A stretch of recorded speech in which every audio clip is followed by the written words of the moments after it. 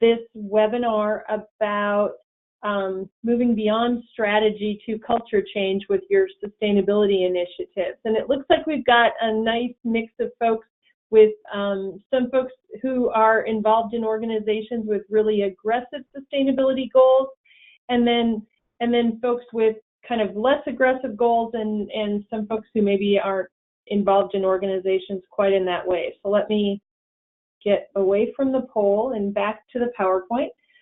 Again, I'm Kathy Kuntz, the Executive Director of Cool Choices, and I'm delighted you could be with us today for this conversation. For those of you not familiar with us, Cool Choices is a nonprofit. We're located in Madison, Wisconsin, and we work with businesses and schools and whole communities to get people to adopt sustainable practices at work and home. So we kind of live and breathe this idea of creating a new normal, a culture where sustainable practices are what everyone does. We obsess about that an awful lot, so I'm excited to talk to you today about that. The primary way we interact with businesses and communities is through an online platform we've developed. So we've created this web-based game where people get credit for the sustainable things they're doing in their lives in a kind of fun, team-based way. And part of what happens through the platform is people start to see what other people are doing. We generate some conversations, and we make sustainability more visible so that people see how they share these values, which is a really important piece of building culture. I need to feel like I'm in a community where other people have those values too. So that's sort of a bit about us. I'm delighted to talk to you today about culture change, because I think this is an increasingly important issue for us in the sustainability community. You know, these are exciting times in sustainability. We're at a point where more and more companies are adopting really aggressive goals. You know, and when I think about aggressive goals, I think about things like Apple asserting that they're going to create a circular economy where their used products become the raw materials for their new product, kind of thing. That's a really ambitious goal. When an organization says they're going to cut their emissions 80% by 2030, that's a really ambitious goal. And increasingly, we're seeing more and more organizations adopt science-based targets that are in line with what we need to accomplish on climate change, and they are very ambitious, exciting goals. They're also, for the folks who are like you, who have to execute these plans, they're more than a little daunting. And the reality of ambitious goals, so the first and foremost thing I'm going to keep coming back to today, is that when you have ambitious goals, it's about all hands on deck. Okay, you can't accomplish a huge reduction in your energy usage with just the green team working on this. You can't accomplish zero waste with just the green team working on this. Everybody in the organization has to be doing their part to move toward those kinds of goals. And that's why we talk about culture change. You know, you want ultimately, this is one of my favorite quotes from one of our past clients, you want an entire employee population moving in the same direction. You want shared values around, we don't waste, we reuse those materials, we compost that, depending on where those goals are, that those practices are part of who we are as a group. And that's about culture versus strategy. So the way I would think about these two things, or suggest you think about these things, you know, strategy is an initiative an organization picks up. We want to be more customer oriented. We want to expand our value to investors, kind of thing. Culture is much more fundamental. It's kind of who we are and how we think about ourselves as an organization. And when I think about culture versus strategy, I always reflect on Peter Drucker's comment that culture eats strategy for breakfast. And legend has it he said this first to one of the auto manufacturers during some challenging period. And he was making the point that unless they really addressed culture, they weren't going to accomplish things. So maybe an example of this from the sustainability realm is in a manufacturing setting where there are standard operating procedures, SOPs for everything folks do, where it's completely ingrained in the way we do business is we follow the SOP for this process. A well-meaning green team might come in and hang posters up about turning off equipment when it's not in use. If that's not ingrained into those SOPs, if that's not put into the SOPs, it's not going to, people aren't going to pay any attention to it. And unfortunately, the green team might take away the idea that people don't care or they're lazy, but that's not the case. It's the you're not touching the culture there. You're doing something superficial that folks are like, well, so you hung up a poster about that this week and something else next week and whatever. This is who we are. This is what we really do. And so you really want to think about the kind of the piece of, okay, so where's the culture? What are the things that people think and act? How do we think about ourselves here in this organization? Are we the innovative people who are first to market? Are we the best value for customers? Are we the most amazing customer service deliverers? No, how do we think about ourselves and how do we live that in our daily practices? Now, sometimes there's a disconnect between those two things. That sometimes means that you have an ambition about your culture that isn't your actual culture. Okay, let's presume that you, for the sake of this discussion, you have a culture. There is a culture, and it's one you can leverage. And leverage is a really important thing to think about in this. There's a sustainability consultant in the UK, Gareth Kane, who has done some work that he calls green jujitsu. And I think that's just a really clever analogy for this. So Gareth's point is that just as in martial arts, where essentially the core of most martial arts training is the idea of leverage, that you can use your opponent's momentum to your advantage. So if your opponent is swinging at you, how do you take that motion and use it to assist your own process? And so similarly, he's saying, okay, in every organization, there are already momentums around particular things. How do you leverage that for sustainability? So you might be an organization that is committed to being the lowest cost provider, which means the cost of things is really important to you. That's a thing to leverage for sustainability.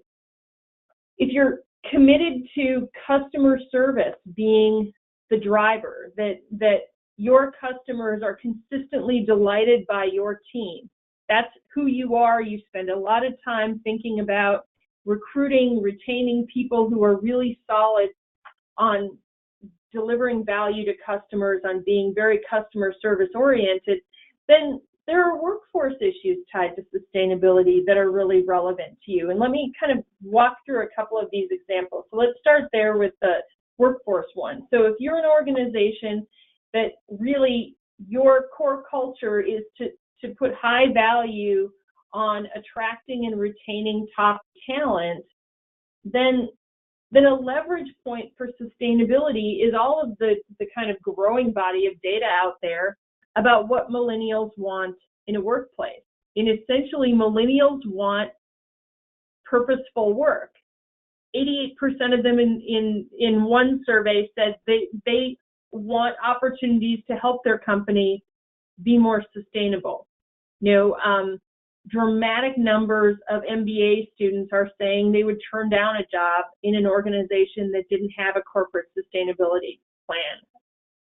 So there's a leverage point here. If we're an organization that says what's most important to us is recruiting and retaining talent, then sustainability is part of how we do that. It's not a strategy over there with the green team. It's part of our core value system. So I'm bringing that into the culture to make it more resonant with everyone in the organization. So maybe instead of being kind of workforce focused, you're an organization that is publicly traded, and what's most important to you is investor value. Can you attract investor support? There's really good leverage points here too. 78%, so more than 3/4 of the largest institutional investors, so these are the folks who are investing 20 billion plus in the market, are looking at environmental and social governance data from companies before they're deciding who to invest in. The Bloomberg just reported that the number of entities reporting and tracking environmental, social, and governance data went up 37% last year, really showing how this is becoming an increasingly important piece. So if this is the thing, if we are an organization where quarterly earnings and investor calls and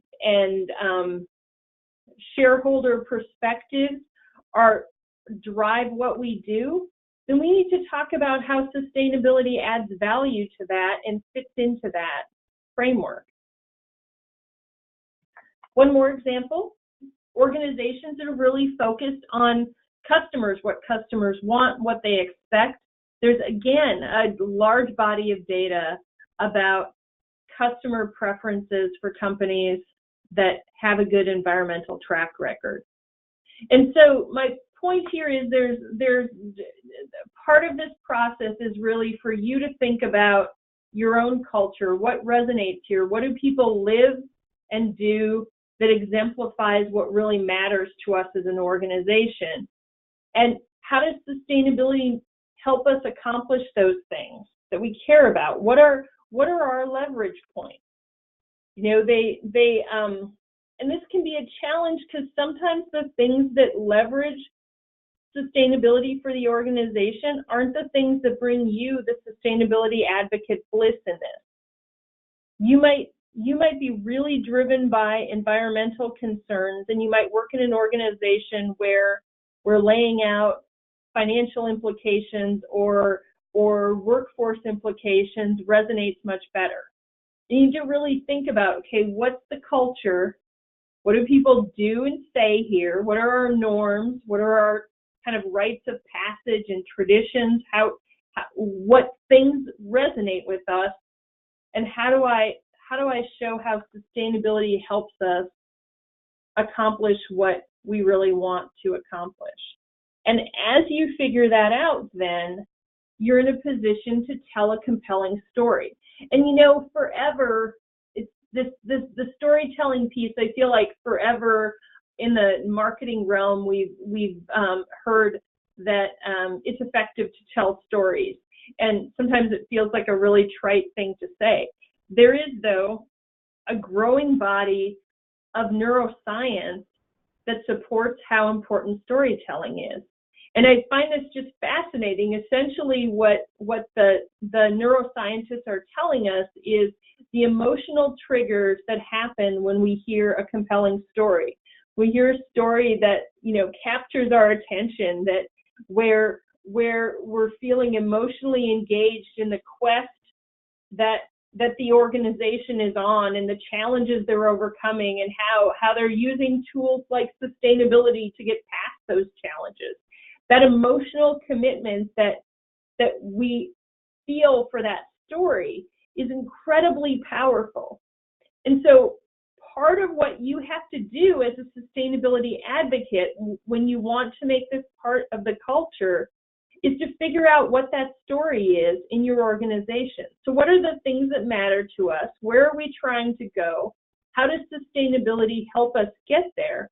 And how do I tell that in a compelling way that makes people go, oh, that's why we do this? I think back as I'm saying that to, I shared the quote earlier from Menashe, and I remember the end of one of our programs at Menasha, employees saying to us, you know, forever we've had these environmental goals, but I didn't understand how they were connected to anything that mattered to me. And now I get it. Now I'm really proud of what we're doing here. And I'm talking to my kids about it. That's the culture flip. That's that powerful thing you want, where people are engaged in a way that this is a story that they're sharing too. So you create that story. And you know, the first version you tell of that story isn't going to be perfect. It's going to evolve over a period of time, and it's ideally going to evolve as people respond to what you're saying. You know, but that's this, and because the compelling story matters both up the ladder to the C-suite, but also down to all of the rank and file. There needs to be a story that we agree. We are an organization that's committed to our customers, and delivering more sustainable products to them makes their lives better in a compelling way. That's why we do sustainability, not because it was a trendy thing to adopt the energy saving goal one year, but because this contributes to our core values and the things that matter to us. As you have that compelling story, it becomes really important to consistently share updates on how you're doing on sustainability. And, you know, particularly, I feel like the entities we work with in the Midwest struggle with this. There's kind of this tendency to want to not share until I've got everything done and perfect. And it's never going to be done and perfect. And people need to know how it's going. They need to stay engaged with this story. You can't tell a story and then not bring it up again for a year until you report the next annual outcomes. You've got to be sharing updates in an ongoing way. There needs to be engagement with this. If you want this to be part of the culture, you've got to be having more regular conversations. And part of that is making the change visible, is giving people evidence that people are doing things that contribute to the goals. And, you know, today, this is easier than it's been ever in the history of ever, because we all have phones in our pockets. We have the ability to capture people doing the right things and share that via the company intranet or staff meetings or other means, but we've got this ability to share what some of those visible things folks are doing. And this is really, really important because, you know, ultimately culture is the things we're doing and saying together. And very often, one of our challenges with sustainability is that very often the things we want people to do are largely invisible to other people. So in a big office setting, other folks don't know if I turned off my computer at night, if I've got like multiple crazy refrigerator, space heater kinds of things under my desk. Those, you know, it's not visible. So part of what you're doing is making that change visible, is celebrating what's happening in really visible ways. Another kind of good way to think about doing that is giving people opportunities to engage with the sustainability objectives in a real world sort of way. And the best example of this is a dumpster dive kind of activity. You know, I know we've worked with a number of organizations that have aggressive zero waste initiatives, and when they do, so we're going to do a trash audit, see what isn't being properly recycled or composted, and they get some volunteers. Ideally, you're getting some folks who aren't regular members of the green team here to participate in that. It's transformative, and you know, the hearing those folks talk about what they learned in that process is just really powerful. Because as an employee in an organization with 1,000 people, I might presume that it really doesn't matter if just once I throw my aluminum can in the wrong bin. When I do, though, a trash audit and I see how across 1,000 people those little decisions add up, I have a whole new perspective on this that I'm probably going to talk to 15 or 20 people about in the next day, just because it's fascinating to me what I learned. And so thinking about how do you create those real world experiences that create some buzz for folks. Again, video and photos from those can be really powerful ways to spread them. You want people to have some real world tangible involvement in what you're doing. So one way that happens is creating those experiences. The other side of that is making sure that there aren't experiences folks every day have in the organization that undermine what you're trying to do. And this is always a little bit tricky because, you know, you've got a brilliant green team of folks who are figuring out what the most material things are to address in your organization. And inevitably, there are going to be a few non-material things that kind of stand out as a sore thumb to employees and seem to undermine what you're doing.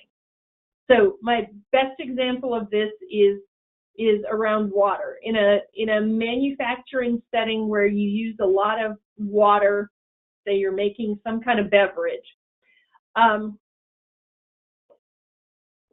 the green team comes up with amazing ways to cut water consumption in the production lines, and you're working on that.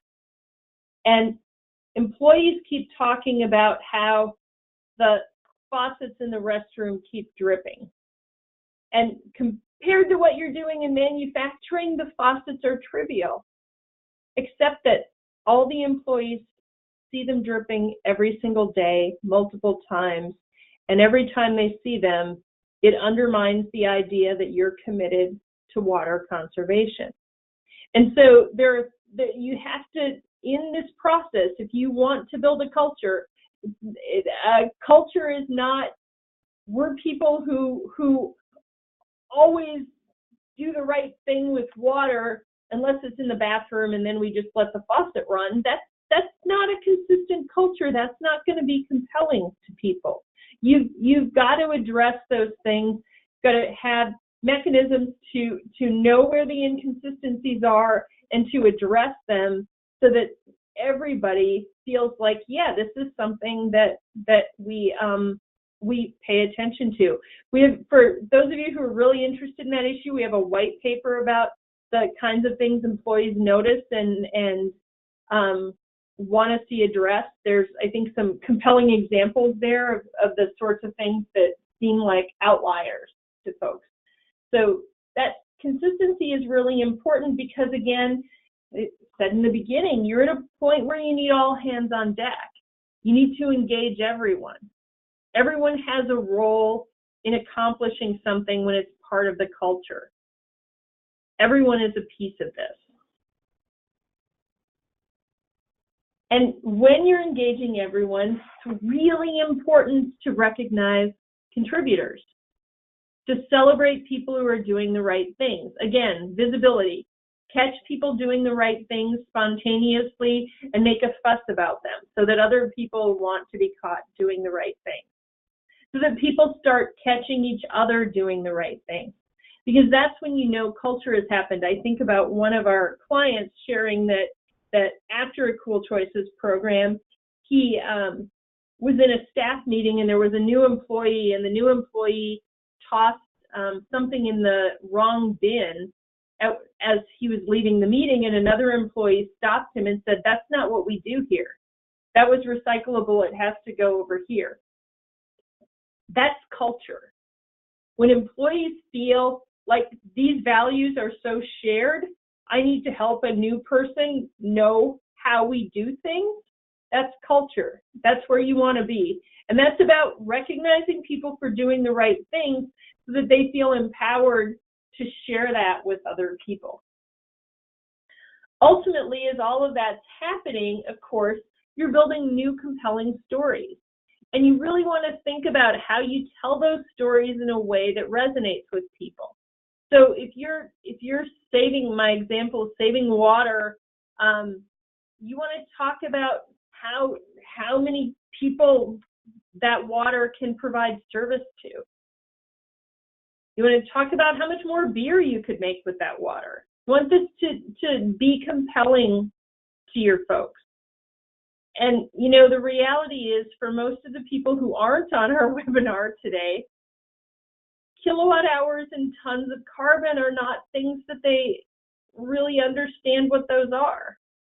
So think about how to put this in analogous terms that are compelling to them. It's enough electricity to power a town. It's enough water to meet the needs of 8 communities. It's those examples become really compelling there.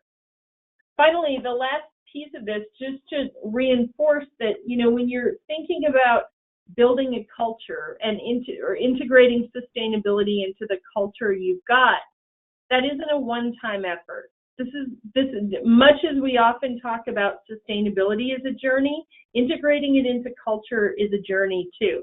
This is a thing that you're going to have to keep revisiting, you're going to have to keep reinforcing over and over a long period of time. It's not a one and done kind of thing. Strategies are hang up posters and be done, but building culture is a much more ongoing kind of effort, which has much more ongoing reward. You know, again, what you want is that the new normal is that everyone's doing these things. How compelling that can be. With that, I'm going to open things up for questions. We're a little tight on time today. Clearly, I like talking about culture. You've got that GoToWebinar box where you can type a question in if you've got one.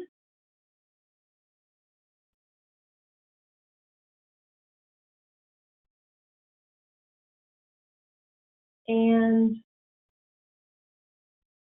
I'm not seeing any. I'll give folks a minute to type a question.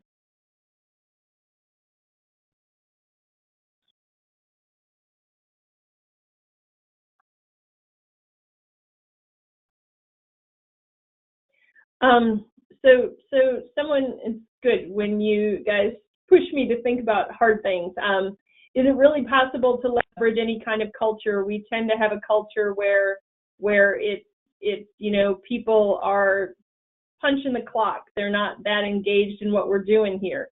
So sustainability, I think, becomes an interesting opportunity to try to do something about that culture.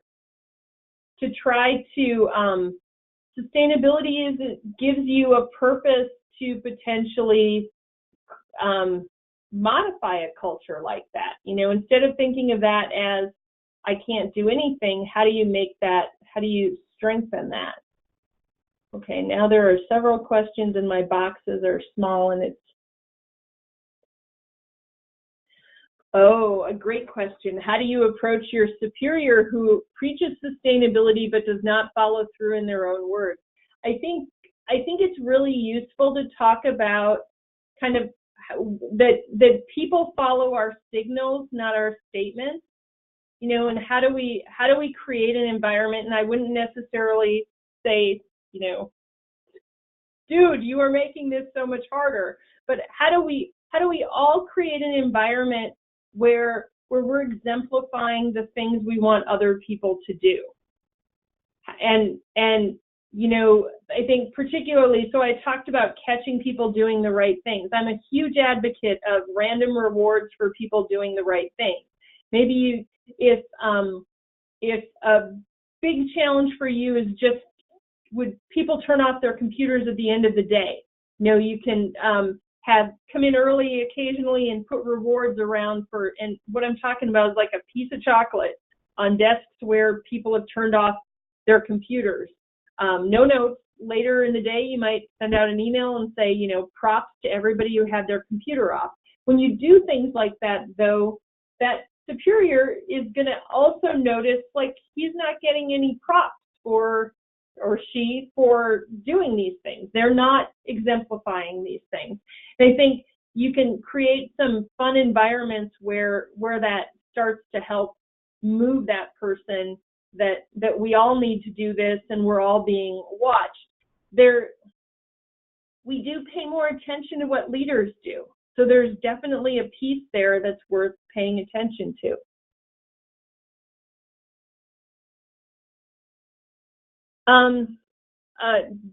Do you think the first step in culture change is understanding what sustainability even is? Well, certainly in any organization, when you're thinking about integrating sustainability into your culture, I'm presuming you've got a definition of sustainability and a set of objectives that you're trying to accomplish. And I think if you're not, probably culture change isn't where you want to start. Partly I asked at the beginning about what kind of goals folks had around sustainability, because really addressing culture and affecting the practices of everyone in the organization is something you do when you've done a lot of other things first. So in an organization that's just getting started on thinking about how much energy and water are we using, how much waste are we producing, there are much simpler things to do than culture change. If you're new to the realm of doing these things, you should start with some energy efficiency initiatives like retrofitting your lighting. Partly because that's going to pay for itself in minutes often, and also because then you've got some momentum for harder things. Affecting what everyone in the organization does and thinks is super hard. You do this because you've done a bunch of the other stuff first. So don't sort of start with culture change. It's way too hard to start there, but if you start at the other end, you'll do better.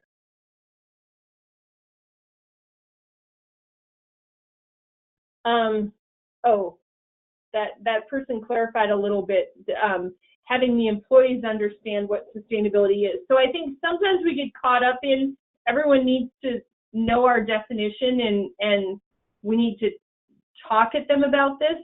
I'm a little bit skeptical about that. I think you can live some values and then talk about how this is emblematic of our sustainability initiatives a little bit further down the line. And again, I think about some of the experiences of our partners that having people adopt practices that they could see personal and work benefits from made them more open to learning about sustainability. When starting with we're going to do an employee newsletter about what is sustainability wasn't a thing people were really reading. We have so many things competing for our attention as adults in the U.S. at this point in time. People aren't going to always have time for those long explanations. That you want to really be strategic about what you're explaining to them and how much they have to understand to participate. But with that, I want to be cognizant of time. Thank you so much for joining me today. You've got my email if you want to chat more about these things. I'm always happy to chat about culture. Thanks for all you're doing out there in the world to make sustainability happen, and have a great rest of your week.